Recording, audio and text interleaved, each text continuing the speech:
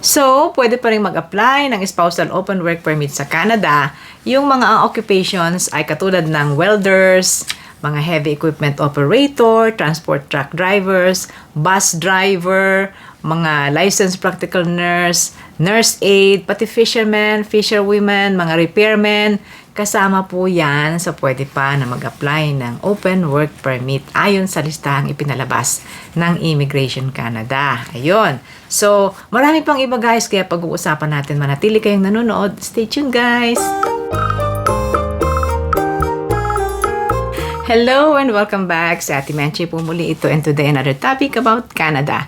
Kung gusto niyo ang gantong paksa, please consider subscribing, and thank you sa ating mga subscribers na. You can also follow me sa aking Facebook page na Menchis Philcan Life.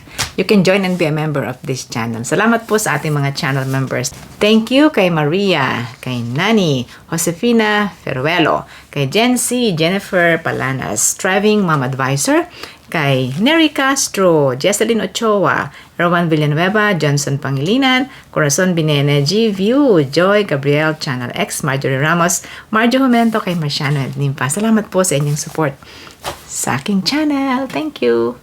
Siyempre, gusto natin kasama ang ating pamilya, di ba? Kung saan man tayo pumunta, like nagpunta ka sa Canada, tapos may open work permit na pwede, ngayon biglang binawal, pero ngayon, nagbigay po ng bagong instructions na pwede pa ang Tier 0 and 1. No question about that. Lahat ng Tier 0 and 1 pwede. Pero yung Tier 2 and 3 conditional. Pumili lang po sila ng mga isasama doon sa pwede pang mag-open work permit.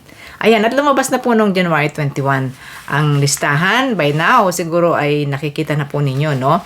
So, gusto ko rin bigyan ng emphasis na isang malaking bagay po ito para sa ating mga foreign workers na maisama ang kanilang spouse para sa open work permit at makapagtrabaho rin dito ng mas maalwan pa nga yung open work permit kasi kahit saan ka pwede mag-apply as long as qualified ka. At ito pong bagong rule na ito about open work permit is very crucial kasi nakabase rin dito kung makaka-renew pa kayo. So, congrats dahil kung kasama ang occupation nyo sa listahan nito, makaka-renew ng open work permit ang inyong spouse. Okay? Mahaba po yung listahan, guys, no? Ang kailangan lang po ay tingnan nyo mabuti kung naandun sa listahan ng inyong occupation. Nakabase po ito sa NOC, National Occupation Classification. Merong mga NOC na it's an NOC of a group of occupations. Kaya ang gagawin ninyo, isi-search nyo yung NOC at makikita nyo doon meron pang mga maliliit na occupations under a certain NOC. Ano po?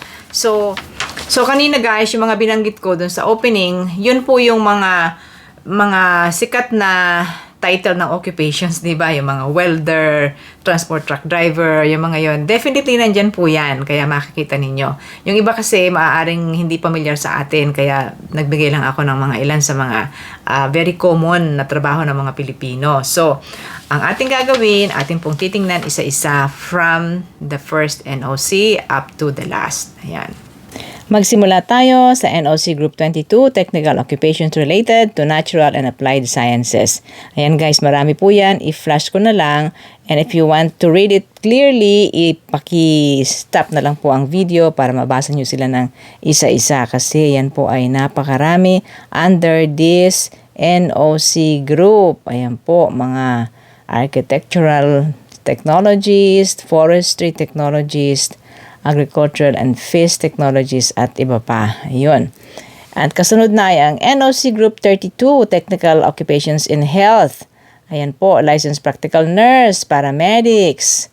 Hindi ko maisa-isa. Ano ho? Yun, mga denturist, medical radiation technologies, medical sonographers, pharmacy technicians. Nariyan din ang massage therapist at iba pang mga practitioners of natural healing. Ang NOC Group 42, Frontline Public Protection Services and Para-Professional Occupations in Legal, Social and Community Education. Nakasama po dyan ang Early Childhood Educators and Assistants. Ang NOC 72 naman ay Technical Trades and Transportation Officers and Controllers. Ayan guys, ito mga trades po ito at mga contractors, mga repairers, mga servicers at iba pa. Andiyan po sa lista, i-stop nyo ang video para mabasa po ninyong mabuti. Ayan, ang mga contractors, pati mga supervisors ng motor and transport and other ground services. Machinists, tool and die makers, sheet and metal workers. Yan po ay kasama sa isang NUC group. Ayun. May mga boiler makers pa, iron workers, welders guys. Kasama po dyan, welders and related machine operators, electricians, industrial electricians, power system electricians. Ang NOC Group 33 ay ang assisting occupations in support of health services. Dental assistants, medical laboratory, nurse aid, orderlies, and patient service associates, mga pharmacy assistants at iba pa.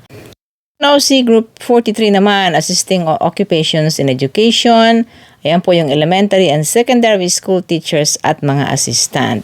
NOC Group 53, occupations in art, culture, and sport. Athletes at mga coaches naman ang kasama dito. At ang kasunod ay ang NOC Group 73, general trades. Dito guys, maraming mga Pilipino ang posibleng may trabahong sakop dito. Concrete finishers, tile setter, plasterers, drywall installers, roofers and shinglers, glaziers, painters, and decorators. Ayun, except interior daw. Floor covering installer, residential and commercial installer and servicers, pest control, mga heavy equipment operator, bus drivers, subway operators, and other transit operators. Ayan guys, para sa inyo yan, yung mga bus drivers. Printing press operator, drillers, and blasters. Next ay ang NOC Group 82, supervisory role in natural resources. Supervisors sa logging and forestry, pati sa mining. Kasama rin ang supervisor sa agriculture and farm, pati na ang landscaping and grounds maintenance supervisor. Ito na ang last na NOC Group, number 83, occupations in natural resources and related production. Underground production and development miners, oil and gas well drillers at iba pa, logging and machinery operators, fishing masters and officers, and guys, ito po yun, fishermen and fisherwomen, kasama rin dito. Yun po, so madami diba ang tier 2 and 3 selected po ng mga occupations. Sana'y kasama ang inyong occupations para kayo makarenew pa at makapag-apply ang inyong spouse. Ililink ko guys sa ating description box ang link na ito at makakita rin ninyo ang how to apply. Nasa link din ang steps to apply for the spousal open work permit. Number 1, visit the IRCC eligibility questionnaire at kumpletuhin nyo ang questionnaire at makaka-receive kayo ng personalized document checklist. Ang mga sagot po ay depende sa inyong sitwasyon. Number 2, collect the necessary documents, yung proof of relationship ninyo sa principal applicant. Ang ebidensya ng principal applicant ay may employment at eligible at kung anong tier siya. Proof that the principal applicant's work permit is still valid for 16 months. And number 3, submit the application online. Log into IRCC and then upload and await for the decision. At gusto ko pong sabihin sa inyo na ang NOC ay meron pong NOC group katulad po nito. NOC Group 33102, Nurse Aid, Orderlies, and Patient Support Associate. Search nyo ito, yan lalabas po ang mga trabaho, occupations under NOC 33102. Ayan. I-search din naman natin ang halimbawa itong NOC 73209, other repairers and servicers. Ayan. Ang dami po na nasa loob pa niyan. Ayan guys. So maaaring hinahanap niyo yung inyong job title at maybe inside this NOC code. Ayan po. Kaya hanapin niyo mabuti ang inyong NOC code sa website po ng NOC. So good luck to everybody. Alam po naman natin dumadaan tayo sa mga challenges ngayon sa inyong sitwasyon sa Canada. So sana ay kasama kayo sa listahang ito.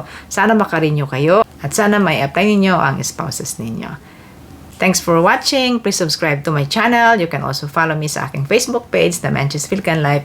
You can join and be a member of this channel. Thank you kay Maria, kay Nani, Josefina Ferruelo, kay Jency, Jennifer Palanas, Striving Mom Advisor, kay Nery Castro, Jesseline Ochoa, Rowan Villanueva, Johnson Pangilinan, Corazon Binene, G View, Joy, Gabriel, Channel X, Marjorie Ramos, Marjo Jumento, kay Marciano at Nimpa. Salamat po sa inyong support sa aking channel. Thank you! Hanggang sa susunod guys, si Ate Menchi for another edition ng ating mga impormasyon from Canada. Thank you and bye-bye!